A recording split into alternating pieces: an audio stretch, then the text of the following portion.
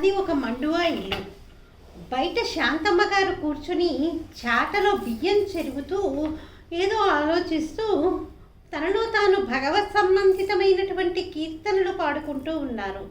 ఇంతలో వాకిట్లో గేటు తీసినటువంటి శబ్దం విని తల పైకెత్తి చూడగానే కూతురు పెట్టెతో రావడం చూసి, అయ్యో వచ్చేసావా అమ్మా, అదేంటమ్మా చెప్పా చేయకుండా వచ్చావు, అల్లుడు గారు రాలేదేంటి, నువ్వు ఒకదానివే వచ్చావు అంటూ చేస్తున్నటువంటి పనిని పక్కన పెట్టి కూతురు దగ్గరికి వెళ్ళి కావలించుకొని లోపలికి తీసుకెళ్ళడానికని లోపల ఉన్నటువంటి కోడల్ని పిలుస్తూ, రమా చూసావా ఎవరొచ్చారు అంటూ పిలవగానే లోపల ఉన్నటువంటి రమను బయటికి వచ్చి, ఏమా వచ్చావా, ఏది అన్నయ్య గారు రాలేదేంటి అనగానే, నేను వచ్చానని వీళ్ళెవరూ గమనించట్లేదు కానీ ఆయన రాలేదని అడుగుతున్నారు.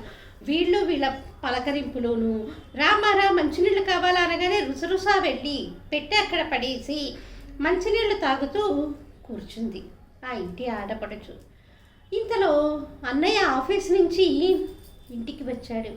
ఇంటికి రాగానే కుశల ప్రశ్నలు అయిన తర్వాత, ఏమ్మా ఎలా ఉన్నావు, ఎందుకంటే చెల్లెలంటే వల్ల మాలినటువంటి ప్రేమ. తండ్రి చిన్నతనంలోనే చనిపోతే ఎంతో కష్టపడి అంగరంగ వైభవంగా చెల్లెలికి సరైనటువంటి వాడు అనేసి తన స్నేహితుడిని ఇచ్చి వివాహం చేశాడు.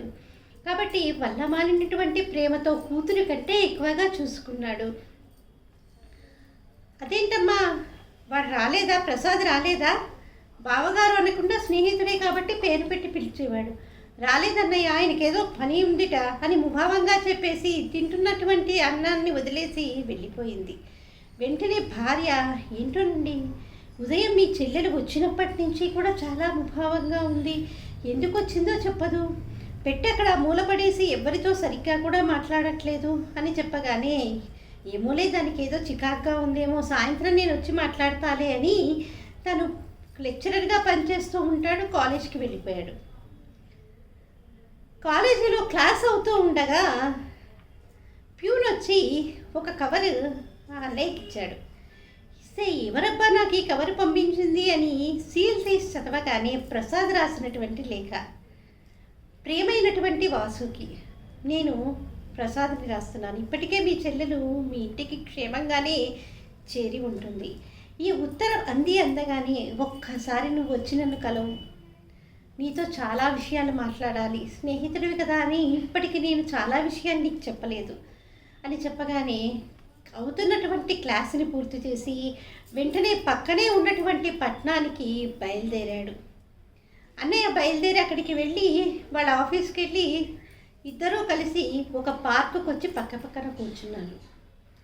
కూర్చున్న తర్వాత నీకు ఇలా చెప్పచ్చో లేదో తెలియదు అని ఆలోచిస్తూ ఉండగా వెంటనే బావగారి చేతి మీద చెయ్యేసి, ఏదున్నా నువ్వు నాకు చెప్పు, నువ్వు చెప్తేనే కదా సమస్యని ఎలా నేను పరిష్కరించాలో తెలిసేది అని బావగారి మీద చెయ్యి వేసి ధైర్యాన్ని చెప్పాడు. నీకు చిన్నప్పటి నుంచే తెలుసు కదరా, మా అమ్మకు అనారోగ్యం, మా నాన్నగారు చిన్నతనంలోనే చనిపోతే ఎంతో కష్టపడి నన్ను పెంచింది.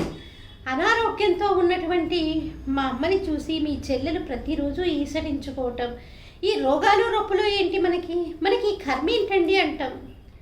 నీకు ఇంకో విషయం కూడా తెలుసు, మా చెల్లెలకి వివాహం చేశాం. వివాహం చేసి సంవత్సరంలోపే భర్తని పోగొట్టుకొని పుట్టెడు దుఃఖంలో ఉండి అది మా ఇంట్లో ఉంటుంటే అనకూడనటువంటి మాటలంటూ అన్నీ అంటూ చాలా చాలా రభస చేసేస్తుంది. నేను ఎవరికీ ఏమీ చెప్పలేకపోతున్నాను, ఇంట్లో ఉంటే నాకు ప్రశాంతత ఉండటం లేదురా అని తన బాధనంతా వెళ్ళగలుపుకున్నాడు. నీకెందుకురా, నువ్వు హాయిగా ఉండు, నేను మా చెల్లెల్ని పంపిస్తానని చెప్పగానే వెంటనే అతను అన్నమాట, మనస్ఫూర్తిగా మీ చెల్లెలు వస్తానంటేనే పంపించరా, లేకపోతే ఇదేదో నేను గొంతు కోసి నువ్వు చేసినటువంటి పెళ్ళి అనుకుంటే మటుకు మీ చెల్లెల్ని పంపించవాకు అని చెప్పగానే, నువ్వు ఈ బాధ నాకు అర్థమైందిరా, నేను అన్నీ సర్దిన తర్వాతే నేను మా చెల్లెల్ని నీ దగ్గరికి పంపిస్తానని చెప్పి ఇంటికి వెళ్ళాడు. ఇంటికి వెళ్ళిన తర్వాత ఆ రోజు రాత్రి ఏమీ మాట్లాడకుండానే పడుకున్నాడు. మర్నాడు ఉదయము నిద్ర లేచేసరికి చెల్లెలు ఇంట్లో తిరుగుతూనే ఉంది. అమ్మ లేచినట్లు కనిపించలేదు. ఏంటి అమ్మ లేవలేదు అని లోపలికి వెళ్ళి చూసేసరికి మూలుగుతూ మంచం మీద పడుకొని ఉండటం చూసి, అయ్యో ఏంటమ్మా ఒంట్లో బాగాలేదా అంటే, ఏమోని ఉదయం నుంచి విరోచనాలు, జ్వరంగా ఉంది, ఒంట్లో బాగాలేదు అనగానే వెంటనే వదినా వదినా అమ్మకు ఒంట్లో బాగాలేదుట, డాక్టర్ దగ్గరికి తీసుకెళ్దామా అని అనగానే, ఈ మాత్రం దానికి ఎందుకమ్మా డాక్టర్ దగ్గరికి, మనం ఏమన్నా ఉన్నవాళ్ళమా, మనకేమంత డబ్బు లేదు కదా, ఈ మాత్రం దానికి ఏమీ డాక్టర్ దగ్గరికి వెళ్ళాల్సిన అవసరం లేదు, మీ అమ్మాయికి కాస్త పెరుగు మెంతులు ఇస్తే తగ్గిపోతుందిలే అంటూ ఈశ్వరించినట్టు మాట్లాడేసరికి ఒక్కసారి వదిన ఇలా ఎందుకు మాట్లాడిందో అర్థం కాలేదు. తర్వాత ఎవరో వచ్చి పేరంటానికి ఇద్దరిని రమ్మని పిలిచారు, వదిన మరదళ్ళని.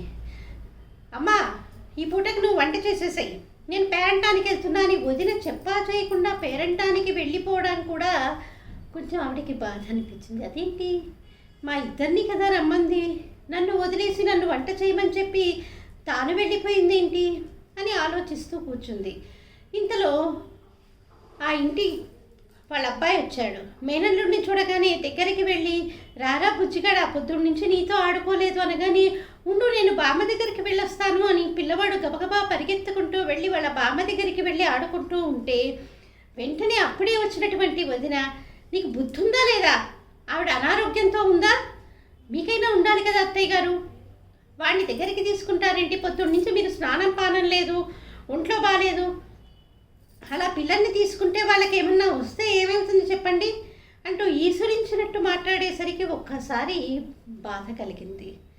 తర్వాత ఇంట్లో పనిని ఒక్కొక్కటిగా ఆడపడుచు కూడా చెప్పటం ప్రారంభించింది. తర్వాత ఆ రోజు రాత్రి తల్లి కూతుళ్ళు ఇద్దరూ పక్క వేసుకొని మాట్లాడుకుంటూ ఉంటే, వదిన అంటున్నటువంటి మాటలు ఆడపడుచుకు వినిపోయి, ఏంటండి ఇంకా ఎన్ని రోజులు మీ చెల్లెలి మన ఇంట్లో ఉంటుంది, చూస్తుంటే పెద్ద పెట్టే పట్టుకొని వచ్చేసిందే, ఇప్పుడు అప్పుడే వెళ్ళేట్టు లేదు, మొన్ననే కదా సంక్రాంతికని వస్తే చీరాసారే పెట్టి పంపించాము, ఏదో చుట్టపు చూపుగా వస్తే సరే కానీ ఇలా వచ్చి ఇన్ని రోజులు ఉంటే మనకు కూడా కష్టమే కదండి, ఆలోచించండి, అసలు సమస్య ఏంటో కనుక్కోండి, మీరు ఇలా భరించడం చాలా కష్టంగా ఉంది అని వదిన అంటున్నటువంటి మాటలు విని ఒక్కసారి ఎక్కడ లేని రోషము వచ్చింది.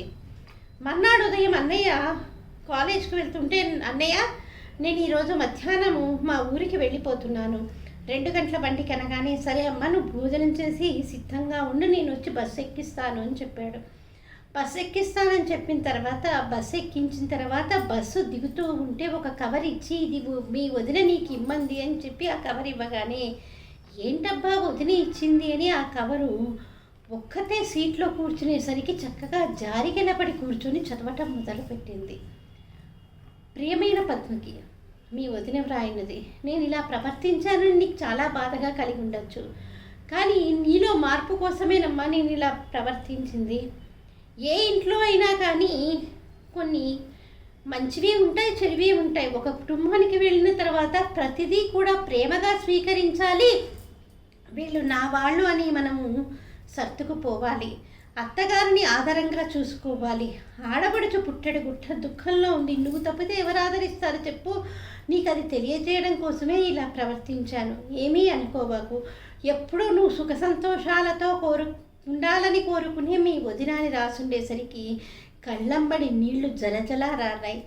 ఇంటికి వెళ్ళిన తర్వాత అందరినీ ప్రేమగా చూస్తూ అందరితో కలివిడిగా ఉంటూ ఆ ఇంటిని ఆవిడ నందనవనమే చేసింది. చూసారా, ఒక్క మాట ఒక ఉత్తరం ఆవిడలో ఎంత మార్పు తెచ్చిందో.